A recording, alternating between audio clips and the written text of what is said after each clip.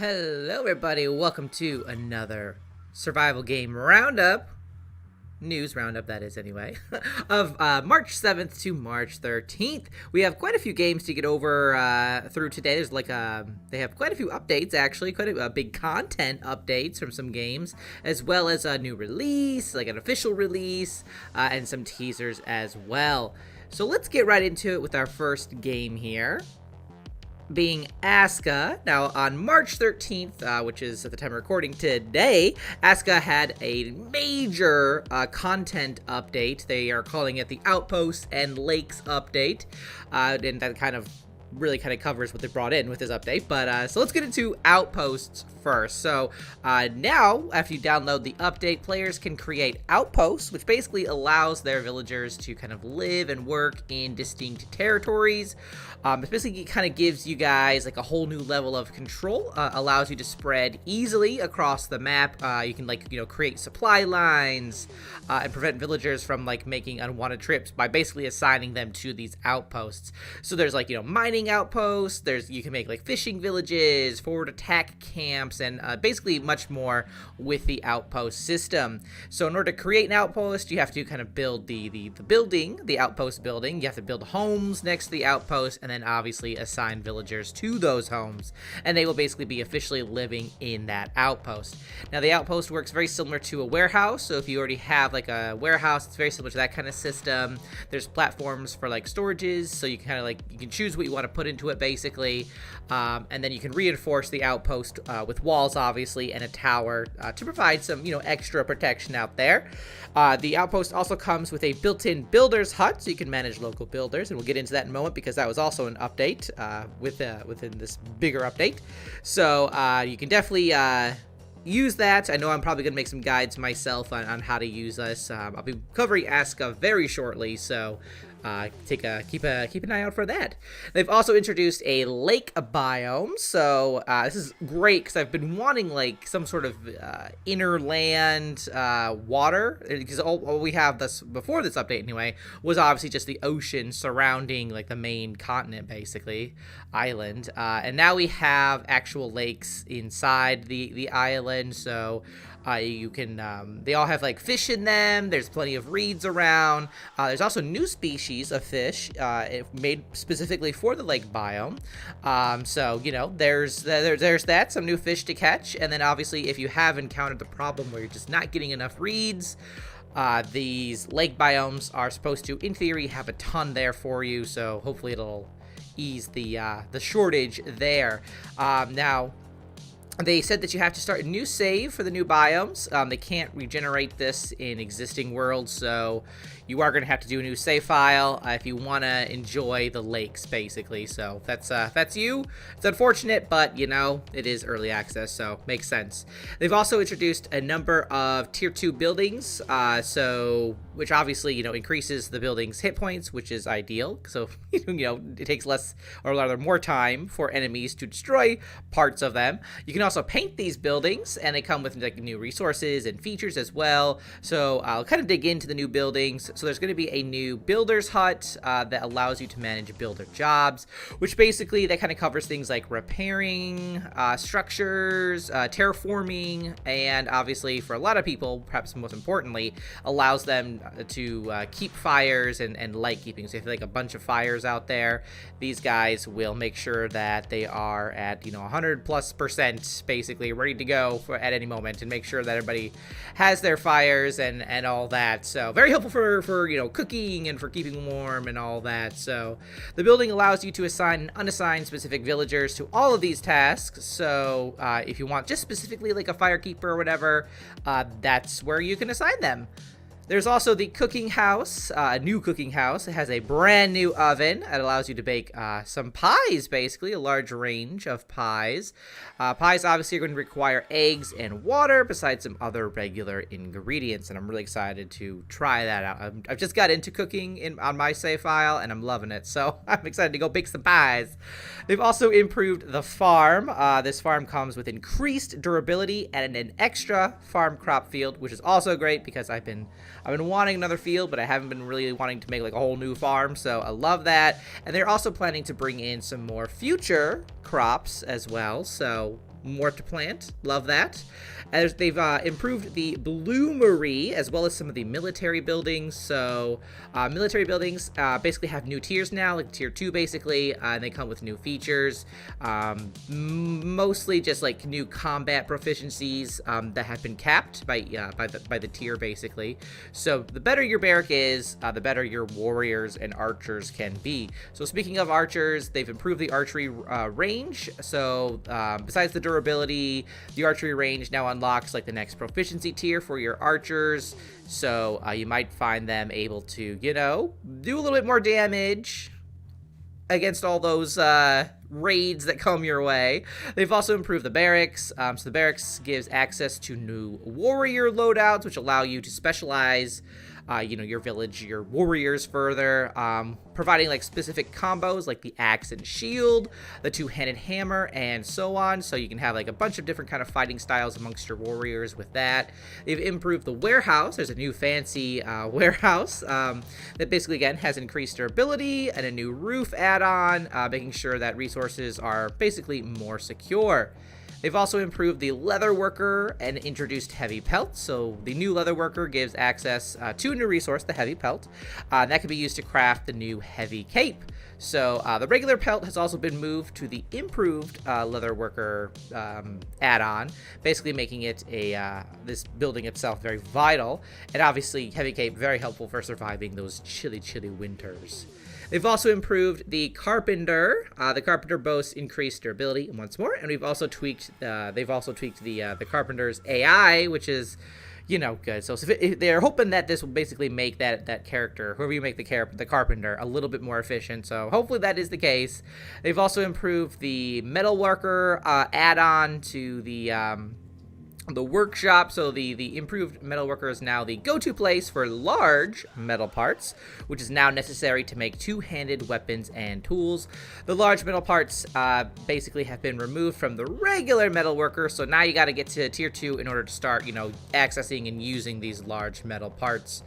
And then finally, there's also a new wall perimeter system, which I'm really excited about because I have walls all over my village. And it's great for keeping things out, but they don't really add to like your safety. Well, that has now changed thanks to the wall perimeter system. Walls now count for safety under the condition that you enclose homes in a wall loop, meaning that safety is no longer exclusively influenced by patrol routes and barracks. So make sure that you kind of have to basically wall in your settlements and your villages will feel safe. So you don't have to, you can maybe put your patrols where you actually want to put them instead of just being like, I guess you'll go here where everybody's safe, but whatever. So we love that. Amazing update from ASKA. On March 12th, Nightingale had a huge update too. Again, huge updates this week. The city of Nightingale has been released. So this is kind of like endgame content for what they're calling like the first chapter of Nightingale, basically. There's like a series of like these quests in the city leading up to this big boss fight. But obviously you can explore the city as well. So that's really exciting. I know that like the whole goal of the game, right, at least this part of the game anyway, is to reach Nightingale City. So now that is there for us to explore, for us to enjoy, meet NPCs and all that. So if you're at that stage, I hope you're enjoying the city. I can't wait to get there myself. Now, alongside the city itself releasing, they've also improved certain things and brought on some more things as well. So for example, they have enhanced building some more, added some more customization. So they have like structure rotation now, as well as placement, and they've refined those with more options. Structure pieces can now be swapped to different styles in build mode, which is great because I have been hating like destroying stuff to remake stuff, so that's really nice. They have outfits and furniture. So again, this is kind of like the Western themed Frontier tile set, the Wrangler outfit, new furniture sets for the Crude and Tudor tile sets as well. There are defensive structures that you can grab when you're in the city, as well as some new furniture. Now they also have brought in some more powerful gear and fabled charms. In particular, we're looking at tier 5 5 weapons and tools that you can purchase with a brand new currency that you earn specifically in Nightingale City. So these weapons and tools, they have like new components and recipes to allow for obviously greater crafting power and such. The tier 5 weapons and tools, they can have like 2 charms attached to them, which is great. You know, add a little bit more versatility on how you like to approach your combat. Tier 5 weapons also have unique visual treatment options both in crafting and in glamoring. And then the Tier 5 Fabled Charms, those can be purchased also with a new currency that you get from Nightingale City. And Fabled Charms kind of like this make this change to the behavior and powers associated with your weapons and tools. You can also earn these as rewards in the city. So have some fun exploring the city, the new Tier 5 weapons and such, and building of course. So really exciting stuff from Nightingale. Now, Once Human also had a massive update in terms of like how the game is actually played. On March 12th, they released their 1.4.3 update, and that basically brought on non-shutdown servers. That is now a thing, which I'm so excited about. So the shutdown servers, basically open servers, will be converted into non-shutdown servers after their settlement phases, so basically after the scenario ends. And the conversion process typically takes about 2 hours. So if you're noticing that you can't access your server, it might be because that is happening to it. Basically, it's turning into a non-shutdown server or a permanent server. Better way to say that, I feel like. So active character data will be retained after the conversion to a non-shutdown server. Players can continue using their characters on the non-shutdown server or exit to Eternaland or sign up for a new scenario. So you have complete freedom on how you want to proceed. If you want to, like, if you're not done with the scenario, you can stay on the server. If you are, you can go, sign up for the next one, or you can just be like, you know what, I'm just gonna wait till something else happens. I'm going to Eternaland. Whatever you want to do, you got freedom there.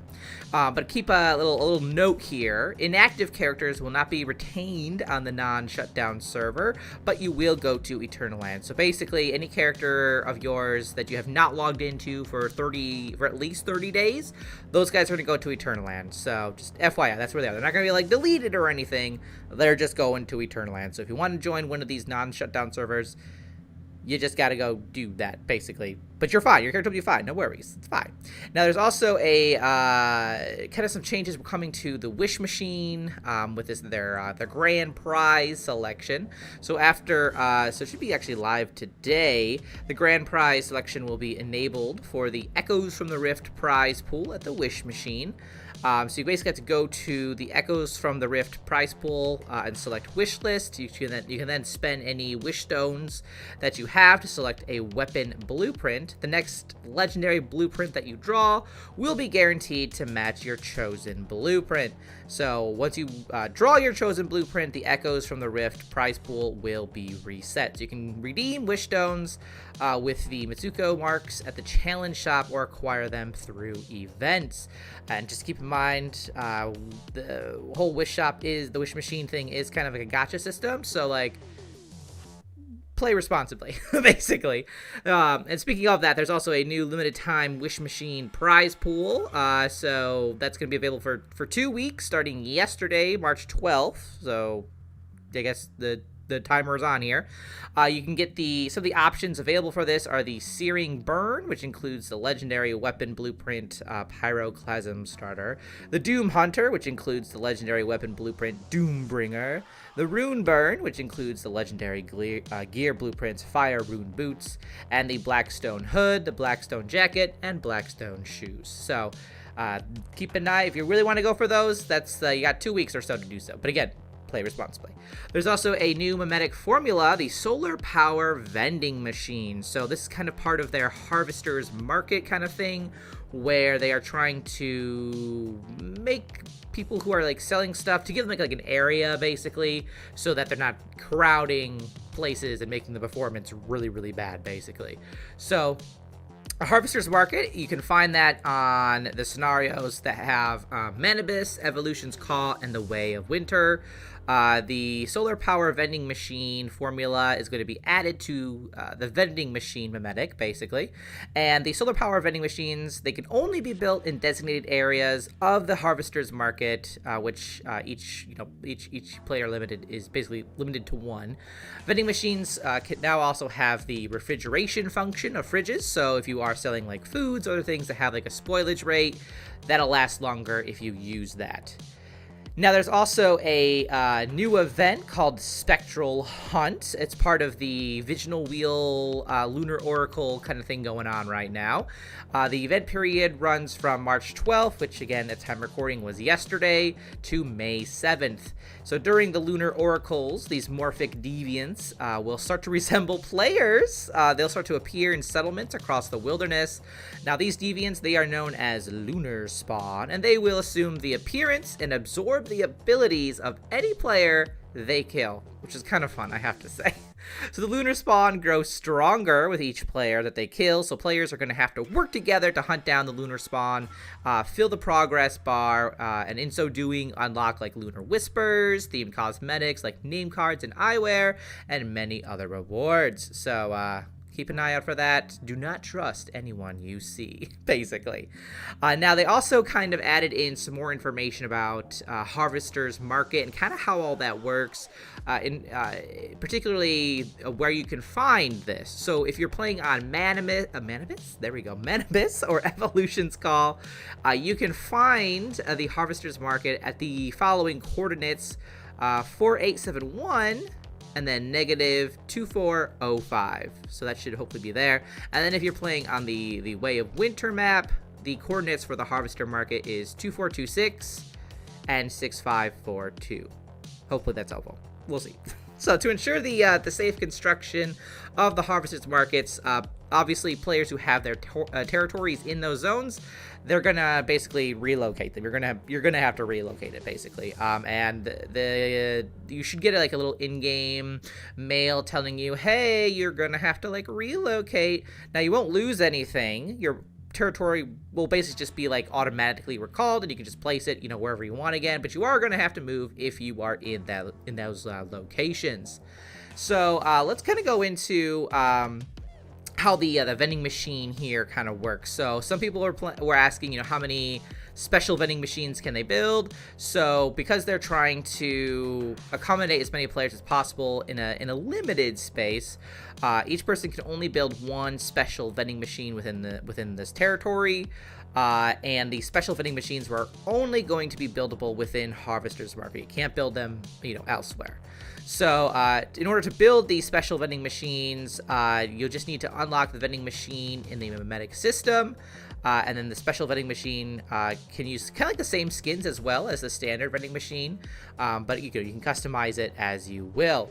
So if you have an inactive special vending machine, and it's just kind of like taking up space, basically, the dev said that if this machine remains inactive for several days, it will be recalled, but the building materials that you use to build it, they'll be refunded. So you just get that back in your territory terminal, no big deal, and then you can obviously just rebuild it when you become active again.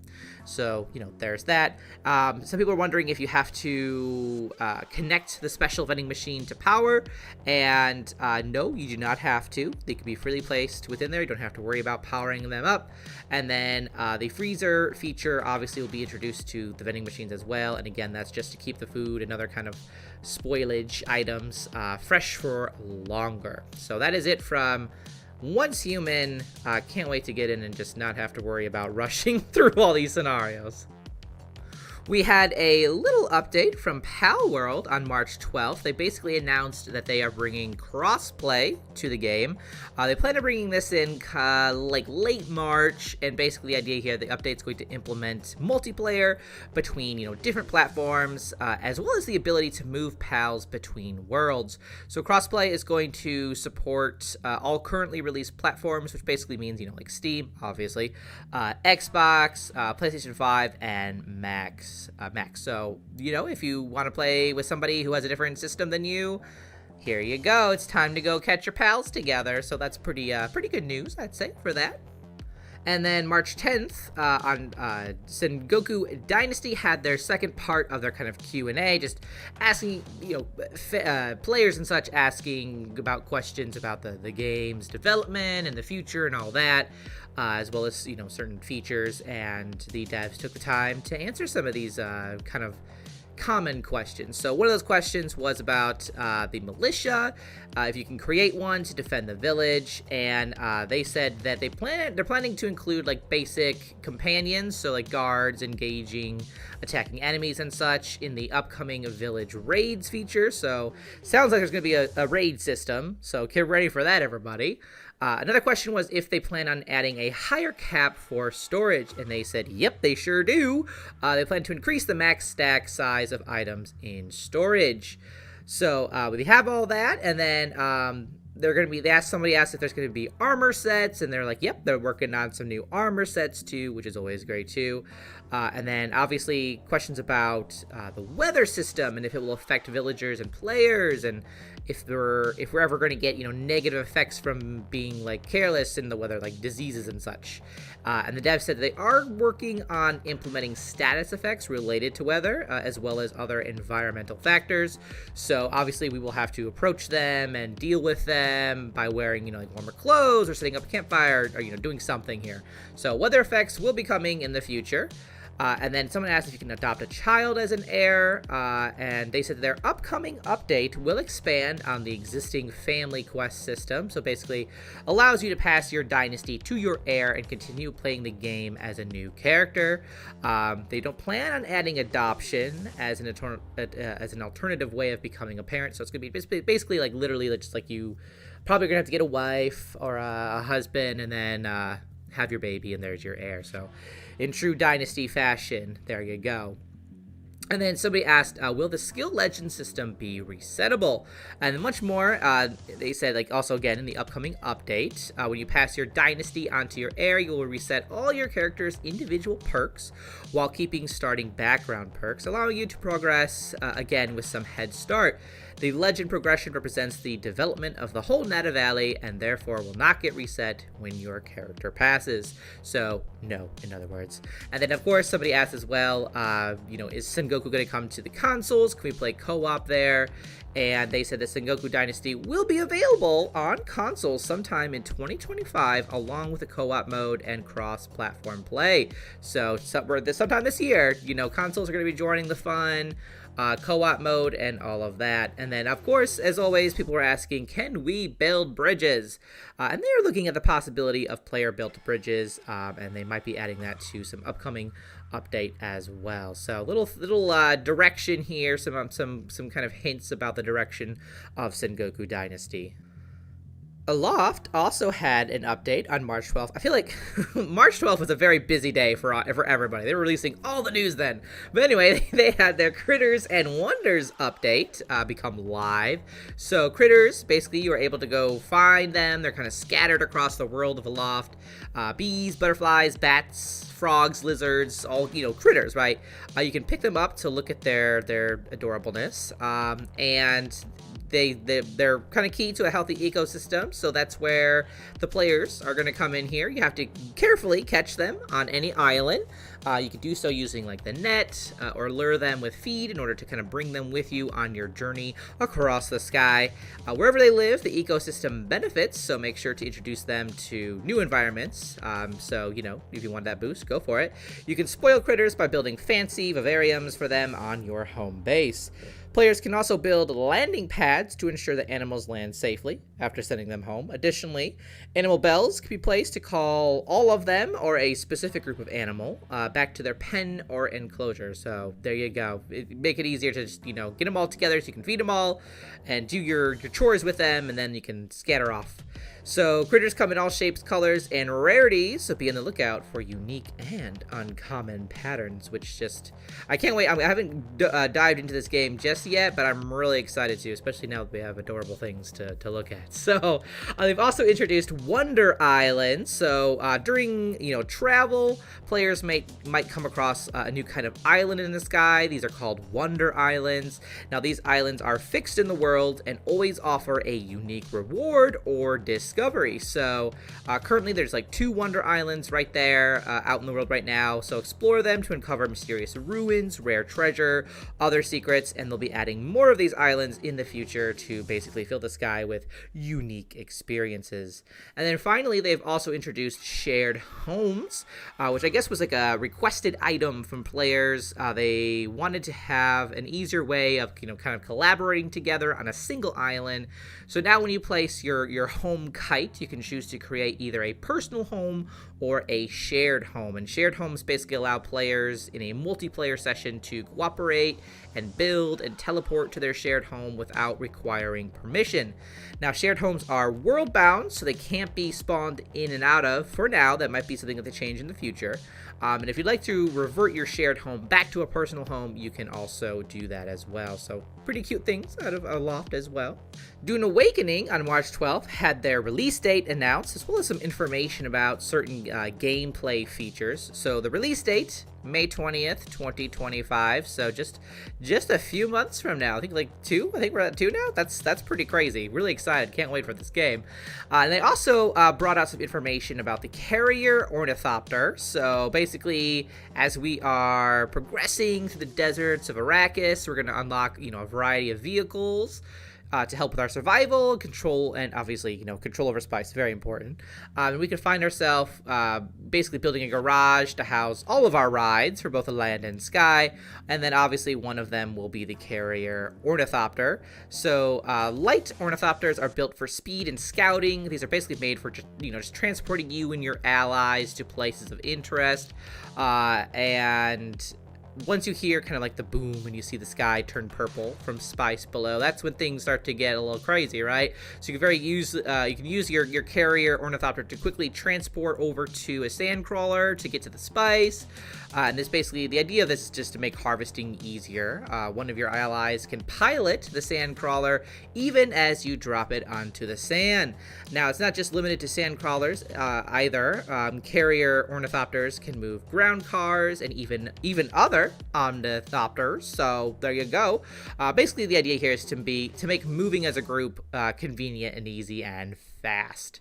So they have all that, and then they had like a little mini questions and answers as well from the fans and from the players about certain features of the game. One was about how ammo is going to work, and they said that there's like different types of weapons that are going to require different types of ammo. So like some dart-based guns will require light darts, while others might require like heavy darts, just kind of based on the type of the weapon basically. And then, you also have like other, weapons like flamethrowers and laser guns and rocket launchers that, they require different ammo too. And each will require you to manage your ammo levels, but you're not locked out of using any type of gun. So there's no like class requirement for a gun. So like even if you are built a certain way, you can use whatever gun you want, which is really nice. We love that. Somebody asked about factions. And how many there are, and if there's going to be more brought to the game. So the devs said that at launch you'll be able to pledge your support to, the Harkonnen or Atreides houses, which will have their own path and rewards. And as this is like obviously the Dune universe, we can interact with those in other factions too. So the CHOAM oversees all official, commerce on Arrakis, so you interact with them at the exchange. The Emperor levies a spice tax on Arrakis, so you'll have to, pay that and deal with those guys. So basically, I think they do plan on bringing in, in their future updates, like different factions, or at the very least, with the factions they have, just making them more robust, giving them more opportunities for you to interact with them, basically. Now, somebody else asked about, how bases function and the importance of them. And so having a base is pretty gosh darn important in this game. It's where, you're going to craft stuff and you're going to convert your collected blood into water, of course. But, all your production and your resource processing is also done at your base. So, it's very important for progressing, really, in the game. And you can also share access to your base with others, so it can be a place, where your friends are hanging out, your guildmates are hanging out, and you can make a garage, like I kind of said earlier, for vehicle storage. Basically just, it's going to be pretty important to have your base there. Now, someone asked about a little bit more about the Omnithopter and if, you can have combat in it, and they said that Omnithopters have several optional like modules that you can craft and place onto them. One of them being rockets. You can kind of customize them basically. So this will help you obviously deal with other omnithopters in the sky or sand crawlers or, whatever. So, but it does have ammo levels as well, so you got to make sure you're being careful with it. Don't go too crazy, but, have some fun. And speaking of those modules, people are wondering if you could, like, sell them or you could sell, like, components, which you can. So you can sell any modules that you make or any other kind of items that you make at the exchange. So you can make some extra Solari that way. And, maybe you'll just be like the go-to guy to make some awesome modules. I don't know. And then somebody also importantly asked, can you move your base? Because let's be honest, I'm expecting a pretty large map, and you might find that eventually you want to move to like a new location. So the dev said that when you are building your base, the first step obviously will be placing kind of like a subfief, which is basically the core of your home. It sets your base boundaries of where you can build, as well as protects it from like the outside elements. Now, if that is removed, you will lose control over the entire base, and as you progress in the game, you'll be able to build up to 3 of these bases basically. So you don't have to build just one base, you can make 3 bases, which is nice. So yes, you could do that. So you could just you just place one of the new subfiefs in like an area that you want to build in, and you can start moving your items over. Now, tearing down your old base is made as easy as possible. You do get refunds, building refunds 100%. So if you tear something down, you'll get all the materials that you use to craft that back, which is always amazing. We love that. So, yes, you get all that back, but the only exception to the rule is the subfief itself, where you will receive only 50% of resources back. So there's a little bit, it's not entirely OP, I suppose. But that is some of the again, kind of like features and stuff coming out of Dune Awakening. Now, finally, on March 10th, Hauntsville was released, and as a reminder, Hauntsville is kind of like this survival game set in the Cursed West. So that has been released officially. So you can basically explore and survive the Cursed West. You can search the haunted town for supplies to try to survive on what you can find in the wild or in the town. You're going to be pursued by creatures straight from North American folklore. You'll have to use guns or tools to fight off a variety of supernatural beasts. You're going to have to be careful, watch your back out there basically. Now, aside from obviously all the enemies, there's also building and farming. So there's a very kind of like there's a dynamic environment with changing weather and dark nights. You're going to need shelter. You can use the resources available in the wild. So basically, trees and plants to wildlife and ores found in abandoned mines to help build your base and survive. And you can be pretty creative with setting up your base and defense methods. You can obviously also grow your own crops, collect rainwater to make your life a little easier. Now, there is a kind of like a little story here as well. There's a mystery going on about the disappearance of the population and the curse that lies upon this mountain valley. So there's information left behind by fleeing inhabitants, and you can basically discover what happened here, and I guess what might happen to you. I don't know, but it definitely encourages you to have your friends. It is a co-op game, so you can bring a few friends along as well. Now, Hauntsville also is having a 20% discount right now. So that's going to be, I think, like a few weeks, not too long how that's going to last. So if you're curious about this game and you want to save a little money on it, that's going on right now. I believe it's the first 2 weeks and just launched, so you guys got a little bit of time. Now, currently the Steam rating for this game sitting at mixed, kind of just under 100 reviews right now, so probably needs a little bit more time, some patches to cook, I imagine, so kind of keep that in mind too. So we'll be doing that, and I know I'll probably be picking this up, and I'll have a first look for my subscribers. So if you haven't subscribed to Survival Game Guide yet, might want to do that if you're curious about actually getting a look at this game and seeing if it's worth your time, worth your interest, your money, all that. But that's about it. So thanks so much for watching, guys. Really exciting stuff.